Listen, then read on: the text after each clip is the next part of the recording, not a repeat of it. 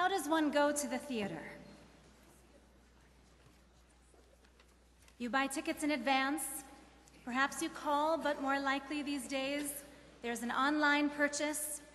You might even treat yourself to season tickets. You mark the calendar so you won't forget. You dress for the occasion, you fight for parking. An usher shows you to your seat. You settle in and look around. Is there anyone you know? The performance is about to begin. You watch. It is wonderful.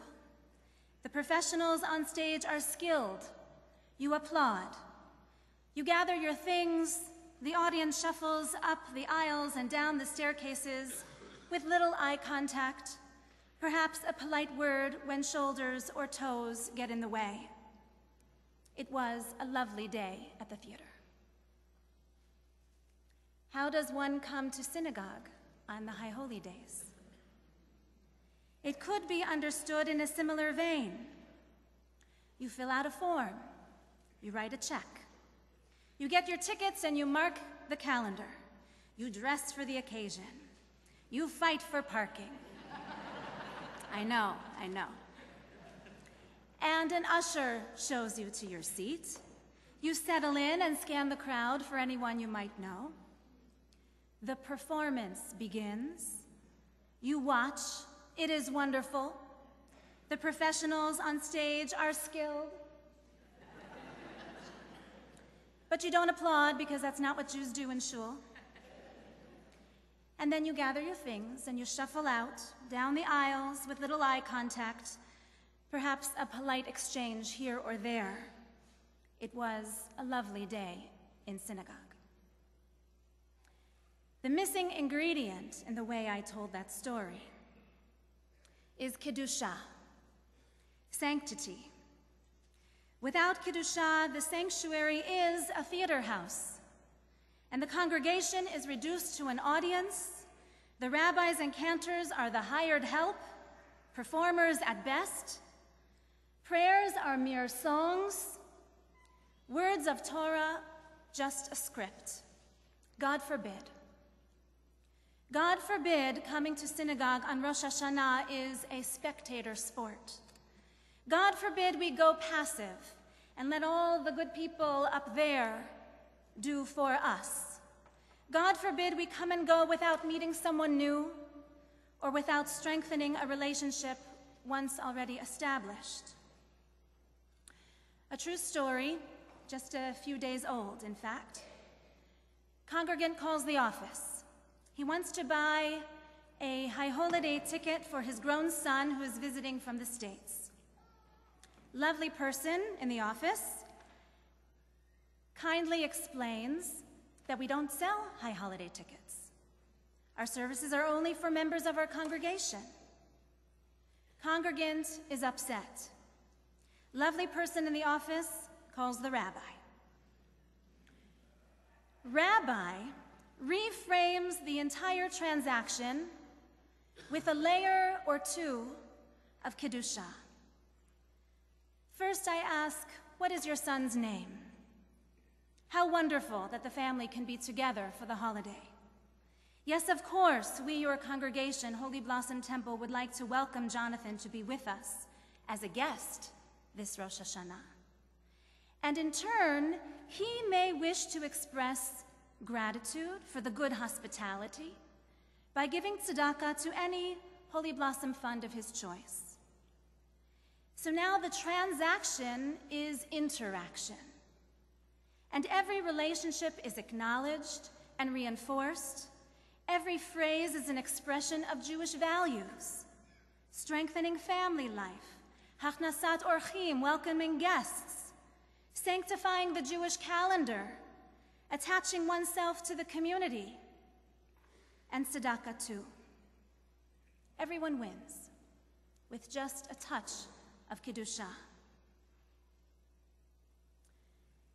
Holy Blossom Temple needs to grow both bigger and smaller at the same time.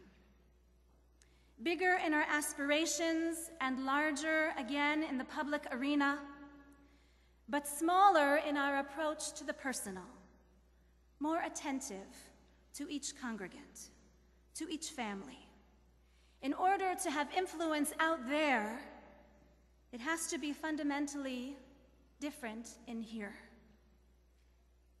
Holy Blossom Temple is known as a landmark institution on the Canadian landscape, and we will continue to play that role. We take that responsibility very seriously. And we also need to get serious about joy. Create some serious simcha around here, some serious care, some serious personal attention.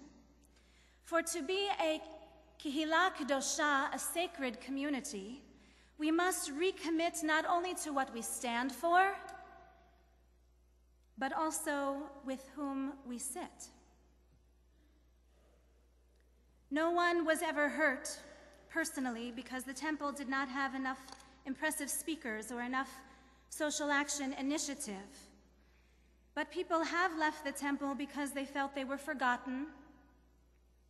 Whether real or imagined, they feared that they were not noticed, not cared for enough, that their gifts were not appreciated. In recent years, the last decade or so, there has been a lot of criticism of the quote-unquote cathedral synagogue. But I have come to appreciate that large congregations can do things that no one else can. Yes, we are a large congregation, and this is our blessing. Great in numbers does not automatically mean great in quality or character. We have to work at that. We have to earn it. But it does mean to be big means that we have the largest reach, the greatest opportunities to shape, to impact, to create, to build, to influence. And yes, I believe we also have the greatest responsibility to raise the bar on Jewish life and to prepare the community for the coming generations. Larger in our public aspirations, smaller in personal attention. I'm pleased to say that our membership is growing again. So far this year, we are welcoming 60 new families and returning families. This is wonderful and a great endorsement of our Shem Tov, of Holy Blossom Temple's good name. I'm grateful to everyone who has put his and her trust in our congregation, longtime loyal congregants, returning congregants, and newcomers too. We often talk about our size in terms of family units. I'd like to change this. In the industry, sometimes there's a reference to doorknobs. How many households? This needs to change. As of Wednesday afternoon, 5,266 people make up Holy Blossom Temple. That is a small town. And we need to treat this collective like a village, for we are dependent on one another for the quality and, yes, even the quantity of our days and years. You know, there have been many studies that show over and over again that people are not only happier when they are part of a religious community, but they actually live longer too. If we are a village of 5,266 souls, then we need to know who are the children and who are the elders. We need to know who is skilled in this area and who has this particular talent to lend, who has what challenge to face, who is related to whom, who lives nearby and who lives at a distance, who has what to learn and who has what to teach. 5,266 Jewish stories, each one of them unique, each one of them interwoven with every other. The opposite of kadosh, holy or sacred, is chol. Chol is translated not so much profane, but rather ordinary. A day on the Jewish calendar can be kadosh or chol. It can be a holy day or an ordinary day. A book can be kadosh or chol. If it contains God's name, it is considered to be a holy book and must be treated in special ways. And circles of people can also be called kadosh or chol. A society can come together for a purpose, any purpose. Students at a university come together for learning. Doctors and nurses, technicians and scientists come together at a hospital for healing and research. Movie makers and movie lovers come together at TIFF for entertainment and artistic expression. But what makes a Kehillah Kedosha, a sacred community, is that X factor. Kedusha, sacred purpose, mitzvah, covenant, prayer, Torah, acts of chesed, the pursuit of meaning, the pursuit of the divine. Now, don't get me wrong. A university, a hospital, a movie theater, a concert hall, all these can absolutely take on elements of Kedusha. The best of them do. The best professors and the best students can, once in a while, reach an elevated plane of learning that is transformative for them all. A hospital can absolutely take on a mission that is so inspiring and so pervasive that it can feel like a holy place where sacred work is pursued. And the finest musicians, actors, and poets, together with the finest audiences of people who are primed and ready to be moved, they also can create an atmosphere of transcendence. This can happen in a coffee house. This can happen in a courthouse. This can happen in a bookstore. And if you are fortunate, you travel in those places where you experience this from time to time. But a synagogue, a house of God, ought to be a sacred place not just some days, but all days. Every activity, quote unquote, ought to be infused with sacred purpose. Not only at Torah study tables and not only at Out of the Cold when we care for the most vulnerable of our city, but here, there, and everywhere, each human being should be treated with dignity of the one who is created in the image of God, and every pursuit should be met with full intention of fulfilling our obligations of one who is bound up in a brit, in a covenant with God and the Jewish people. So that when we hold a blood drive, for example, it is framed as a mitzvah, pikuach nefesh, saving a life. And when we house a voting station, it is framed as a civic duty we are pursuing. That is a kind of mitzvah too. When we hold weekly farmers markets of organic produce, we are motivated by mitzvot of caring for the earth and for our bodies. And even Sisterhood Zumba class is designed, I know, with sacred relationships in mind. That word chol, ordinary, literally means sand, like the sand on the seashore. Sand has no cohesion of its own. It slips and dissipates. There's no connection. There are no bonds there between those grains of sand. And out there, in the wide, wide world, we may walk the streets anonymous and without any ties.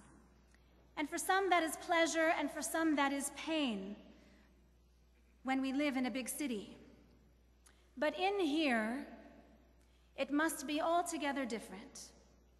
Before a congregant begins his working day of commercial interactions and contractual relationships, he knows that he can come here to this little sanctuary any day of the week to say Kaddish for his father, to cradle a prayer book in his hands, to wrap himself up in a talit, to feel the embrace of tradition, to be surrounded by the sounds of Jewish voices and Jewish melody, to be buoyed by something of the sacred, and to be restored by the experience of the divine.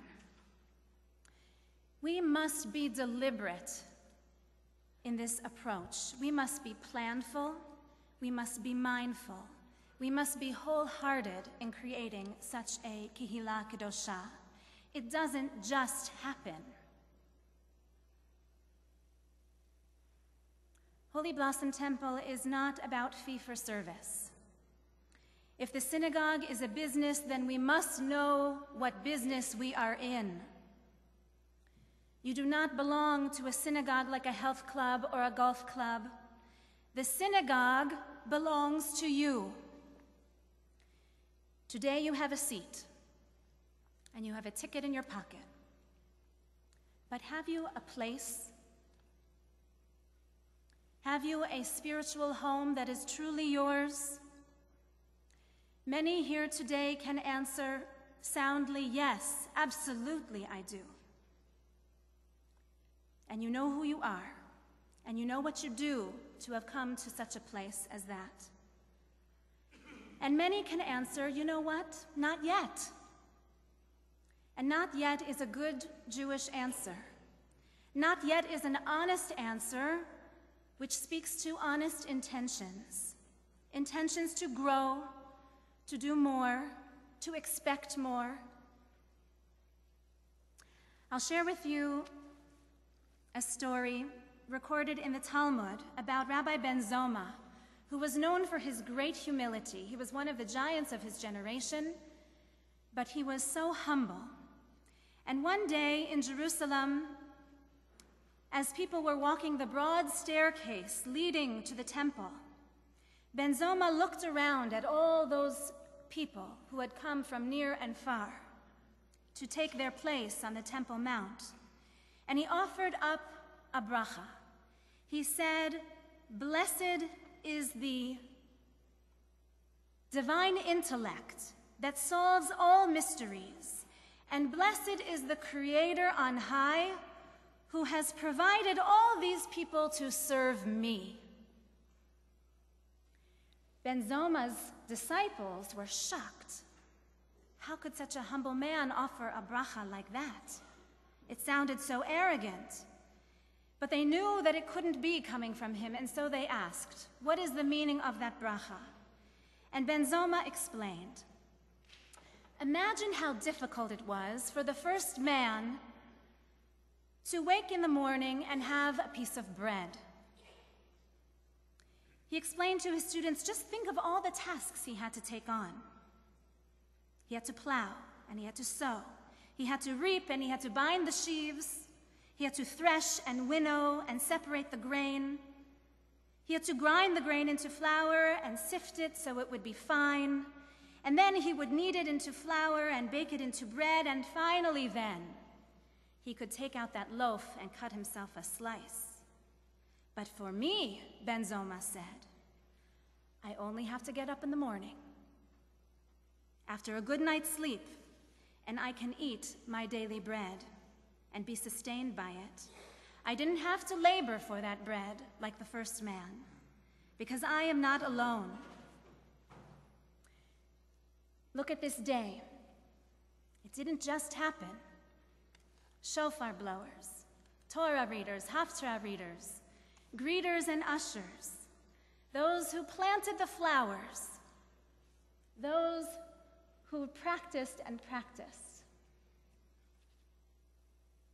those who made sure that seats were ready for those who needed a special place waiting for them, and parking nearby so that it wasn't a burden to arrive at the front door. It takes a village. So, good people, we are bound in covenant. That is the language we speak, a covenant of Torah between God and the Jewish people. And so this day I would like to recommend that we consider the language of covenant for our congregation, a covenant of sacred community. 5 books, just like in the Torah. Bereshit, in the beginning. Know the stories of Holy Blossom Temple. They are colorful and speak of a congregation that has constantly sought out that good tension, that perfect balance between innovation and tradition. Take pride in this legacy. Treat it as your own. Shemot, these are the names, 5,266 names, 5,266 villagers. See one another, notice one another, listen to one another. For we are not only fellow Jews, but we are fellow congregants, and we depend on one another. For comfort when we suffer, for simcha when we rejoice, for inspiration when we are bored, for moral uplift when we have our doubts. Let's take pride in one another. Vayikra, and God called out. Answer the call. Increase your own constellation of mitzvot. Think about what you might do this year. Take on a new mitzvah. Add your strength to our strength. That's what it takes. Bamidbar, in the wilderness, we are on a journey. See your personal Jewish journey and your family's journey and the congregation's journey with even more concentric circles.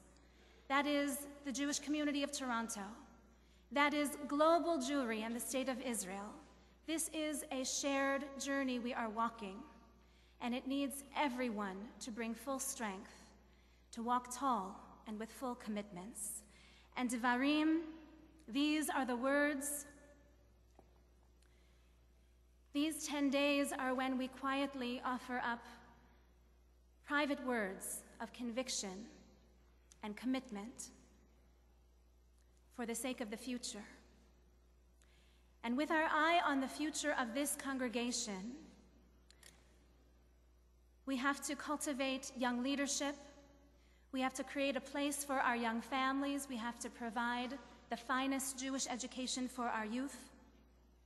And because we sense that it is absolutely possible, there is an outpouring of goodwill, and the future is bright. This day of Rosh Hashanah, this day of the new year, we open a new chapter in the Book of Life of Holy Blossom Temple. We offer a new stage of this long journey. And so let me conclude with Tfilat HaDerech, the traveler's prayer. As we set out on this destination, Yehi Ratzon Milfanecha Adonai Eloheinu Ve'Elohei Avotenu. May it be your will, Adonai our God, and God of our ancestors, that you guide us in shalom. May the journey of our destination be to shalom. May we arrive full of life, joy, and shalom. May you bring us home again, fulfilled. Please protect us from every danger along the way, from every difficulty that might come on this journey. Bless our mission, and may we enjoy the grace, the loyalty, the compassion that you and every other one along the way can offer. Listen to our voice, O God, and listen to our concerns, for you are the one who hears our prayers. Baruch atah Adonai, shomea tefillah. Praised are you, O God, who hearkens to prayer.